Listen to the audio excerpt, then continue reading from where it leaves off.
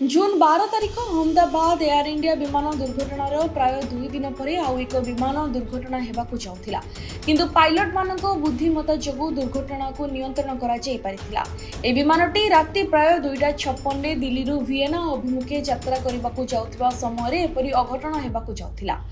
सूचना अनुसार सफलतापूर्वक विमान उड़ान आरंभ कर 900 फुट उच्चतार पहुंचीला किंतु सेही समय दिल्ली में वज्रपात होइतिला एवं वर्षा हेबारु विमान नियंत्रण हराइतिला। फल हठात B777 द्रुत गति तलकू आसबाक लागिला। पायलट मानकू ए विषय पूर्व सतर्क करा जाइतिला। एहा सहित सेमानकू चेतावनी मध्य दिया जाइतिला। पायलट को सतर्कता अवतरण पई अल्प के यात्री सुरक्षित सह वर्ती थिले। अन्यपटे जने अधिकारी कहिसंती जे उड़ान रे किछि यांत्रिक समस्या देखा देइथिला किंतु जेतेबेले B77 रो तथ्य जांच करा जाइतिला सेतेबेले विमान रे अनेक बड़ समस्या देखा देइथिला। तथापि अहमदाबाद दुर्घटना परे उड़ान रो संपूर्ण तदंत पई एक निर्देश जारी करा जाइतिला। तेणु एही एयर इंडिया विमान रो तदंत करा जाइतिला।